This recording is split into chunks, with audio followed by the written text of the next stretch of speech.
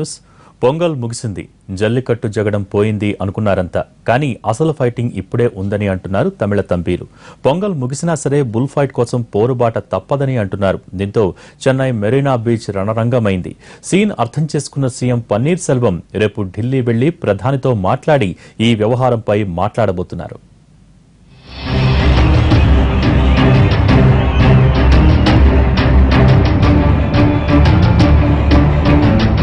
జనసంద్రమైన Chennai Marina beach ఇసుకేస్తే రాలనంతగా Jallikattu అభిమానులు.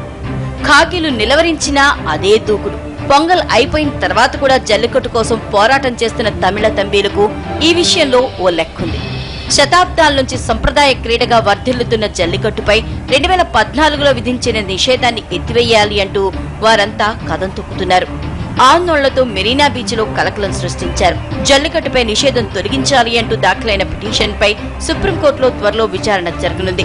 పొంగల్ కు ముందు అధికార అన్నాడీఎంకే, విపక్ష డీఎంకే నేతలతో పాటు సినీ తారలంతా ఏకమై జల్లికట్టుకు మద్దతు తెలిపినా కేంద్రం ఆర్డినెన్స్ జారీ చేయలేదు. ఇప్పుడు కాకపోతే ఇంకెప్పుడు అన్నట్లు చెన్నై సిటీ వాసులతో పాటు తమిళనాడు నలు ప్రాంతాల ప్రజలు ఆందోళన రూపంలో మెరీనా బీచ్ బాట పట్టారు. రాత్రి నుంచి రోజంతా నాన్ స్టాప్ గా నిరసనలు, ఆందోళనతో బీచ్ ఓరెత్తిపోయింది. పొంగల్ సందర్భంగా జల్లికట్టు ఆటలో పాల్గొని అరెస్టైన వారిని విడుదల చేయాలని, కేసులు బేషరతుగా ఎత్తివేయాలి అంటూ నినదించారు. జల్లికట్టును వ్యతిరేకిస్తున్న జంతు ప్రేమికుల సంస్థ పేటాను నిషేధించాలి అంటూ డిమాండ్ చేశారు. ఉదయం నుంచి గంటలు గడిచే కొద్దీ నిరసనలు, ఆందోళనలు ఉధృతంగా మారాయి.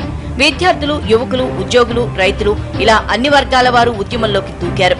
మెరీనా బీచ్ నలుపక్కల రోడ్లు ఆందోళనకారులతో నిండిపోవడంతో రోజంతా ట్రాఫిక్ స్తంభించిపోయింది.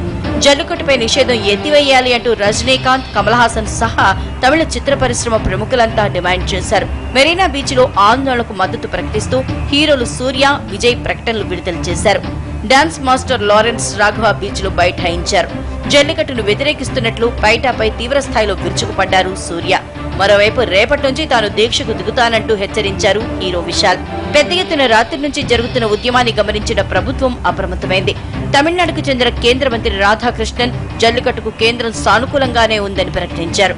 ఈ క్రీడను అనుమతించేలా ఆర్డినెన్స్ తెచ్చేందుకు కేంద్ర ప్రభుత్వంపై ఒత్తిడి తెస్తామన్నారు రాష్ట్ర మంత్రులు. అయితే ఇదే విషయంపై సీఎం పన్నీర్ సెల్వం ప్రకటన చేయాలి అంటూ డిమాండ్ చేశారు ఆందోళనకారులు.